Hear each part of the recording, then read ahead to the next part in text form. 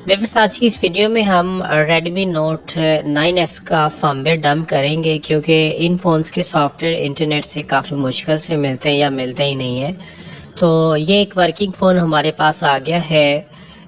आपको पिछले पार्ट में इसका MI अकाउंट वगैरह फैक्ट्री रीसेट वगैरह करना सिखाया था, तो लिंक डिस्क्रिप्शन मिल जाएगा, देख लें किस तरह से होता है। तो अब हम इस फ़ोन को वापस जाने से पहले इसका फर्मवेयर निकाल लेते हैं ताकि दोबारा कभी यही फ़ोन या सेम मॉडल आया तो हम इसकी फ्लैशिंग कर सकें। तो फ़ोन की डिटेल देखें, आपको सारी मैंने दिखा दी है। अब इसका फर्मवेयर डंप करने के लिए Redmi Note 9S के लिए हम इसको ऑफ़ करेंगे। टेस्ट पॉइंट पे ये सारा काम होगा और टेस्ट पॉइंट के लिए इसकी बैक खोलनी पड़ेगी, हीट होके खुलती है। तो ये मैंने खोल दी है पहले ही सारी, ठीक है। ये इसके टेस्ट पॉइंट है, कोने पे बिल्कुल 2 डॉट्स हैं और मैं आपको गूगल से भी चेक करा देता हूँ। गूगल पे भी जाकर आप लिखेंगे तो ये टेस्ट पॉइंट दिखा दिए गए हैं, ठीक है जी।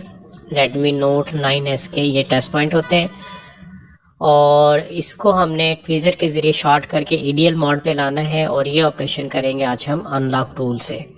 तो अनलॉक टूल पे देखें, यहाँ पर हम आ जाते हैं। इसका पहले इंटरफेस आपने अच्छे तरीके से समझना है।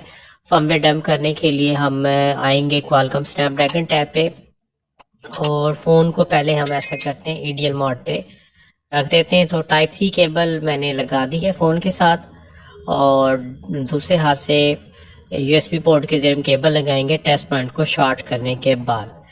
तो ये केबल मैंने प्रिपेयर कर ली है राइट हैंड पे और ट्वीज़र के ज़रिए इसके टेस्ट पॉइंट शॉर्ट करते हैं, ठीक है। ये दोनों पॉइंट शॉर्ट करके केबल हम जैसे ही लगाते हैं तो यहाँ पे अनलॉक टूल में कॉम पोर्ट के सामने QD लोडर 9008 ये देखें, ये लिखा हुआ आ गया। इसका मतलब हमारा फ़ोन EDL पे पहुँच गया।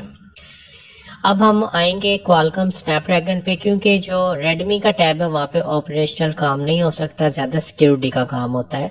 इसलिए क्वालकॉम स्नैपड्रैगन पे आके हम ब्रांड्स पे आएंगे। ब्रांड में से यहाँ से Xiaomi चूज़ करेंगे या Redmi और चलें इसको दोबारा से करते हैं और Xiaomi ब्रांड चूज़ करेंगे। Xiaomi ब्रांड चूज़ करने के बाद हमने यहाँ से फिर आगे Xiaomi का ये आ गया जी।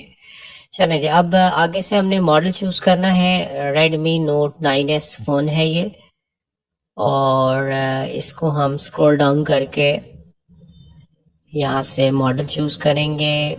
चलें, थोड़ा सा स्लिप हो गया टच पैड का। चलें नीचे स्क्रॉल करते हैं और इसका मॉडल जो है Redmi Note 9S ये आ गया जी, ठीक है। अब फर्मवेयर डंप करने के लिए आपने एक दफ़ा बूट डिवाइस बटन पे क्लिक करना है। फ़ोन EDL मोड पे कनेक्ट रहना चाहिए आपका, ड्राइवर आपके प्रॉपरली इंस्टॉल्ड होने चाहिए, फिर आप ये ऑपरेशन कर पाएंगे। तो ये देखें, ये फ़ोन जो है डिटेक्ट हो गया है और राइटिंग फ्लैश प्रोग्रामर और इसके बाद इसकी पार्टीशन शो हो जाएगी लेफ़्ट साइड पे। ये देखें, ये सारी पार्टीशंस हमारे सामने आ गई है। अब हमने क्या करना है, रीड बटन पे क्लिक करना है और फोल्डर लोकेशन देनी है। फोल्डर बना के तो डेस्कटॉप लोकेशन मैंने दे दी है। यहाँ पे हम एक फ़ोल्डर बना लेते हैं Note 9S के नाम से या जो भी आप नाम रखना चाहते हैं। तो इस फोल्डर के ऊपर डबल क्लिक करेंगे और इसके बाद जो है हम लोड बटन पे क्लिक कर देंगे। ये इसका फर्मवेयर डंप होना शुरू हो गया, ठीक है जी। अब इस पे टाइम लगता है तकरीबन 12 GB का इसका फर्मवेयर है। तो मैं वीडियो फास्ट फॉरवर्ड पे चलाने लगा हूँ ताकि जल्दी जल्दी ऑपरेशन कंप्लीट हो जाए। तो हमारे कुछ दिन पहले किसी हमारे व्यूअर ने कमेंट किया था कि ये डंप सॉफ्टवेयर करने का क्या मकसद है, क्यों करते हैं।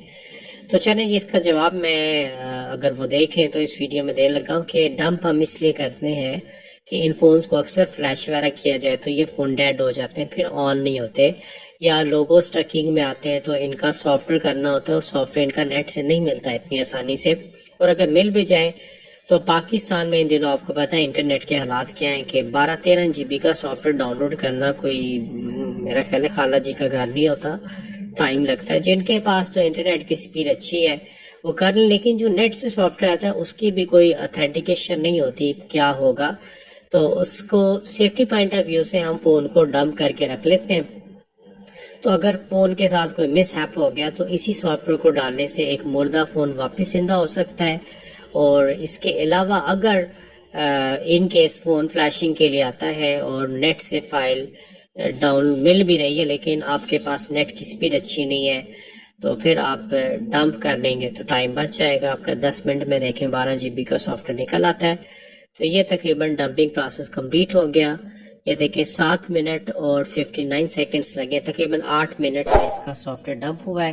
तो अब चलते हैं, देखते हैं सॉफ्टवेयर कहाँ से आया, किस तरह का है, क्या साइज़ है और फ्यूचर में हम इसको फ्लैशिंग के लिए कैसे यूटिलाइज करेंगे। तो यहाँ से शो मोड पे आते हैं। तो पहले तो इसका साइज़ चेक करते हैं। तो ये साइज़ देख लीजिए 12 GB का, पूरा तकरीबन 12 GB का फर्मवेयर है। 12 GB अच्छा खासा साइज़ होता है। तो इसको ओपन करते हैं तो इसके अंदर इस तरह की मल्टीपल फाइलें आएंगी। एक नए बंदे के लिए टेंशन वाली होती हैं, तो आपने इस टेंशन में नहीं पड़ना। अगर आप फ्लैशिंग करना चाहते हैं फ्यूचर में इस फ़ोन को, तो सिंपल अनलॉक टूल पे आएंगे और अनलॉक टूल पे आगे इस तरह से ब्रांड मॉडल चूज करने के बाद ये जो ओपन फोल्डर है यहाँ पे क्लिक करेंगे। ये खुद ही डंप फोल्डर पे पहुंच जाएगा। नहीं तो आप ब्राउज करके लोकेशन बता दें आपने सॉफ्टवेयर कहाँ पे रखा है, लोड दबाएंगे तो देखें खुद ही फाइल लोड हो जाएगी। यहाँ पे रॉ प्रोग्रामर 0 वाली फाइल पे रहने दें, इसको सिलेक्ट दबाएंगे और उसके बाद फ्लैश दबाएंगे तो फ़ोन फ्लैश होना शुरू हो जाएगा। तो होप के व्यूअर्स बात आपकी समझ पे आ गई होगी। तो इस वीडियो में व्यूअर्स इतने ही रखते हैं, नेक्स्ट वीडियो के साथ फिर इंशाल्लाह ताला हाजिर होऊंगा। तब तक के लिए अल्लाह हाफिज़।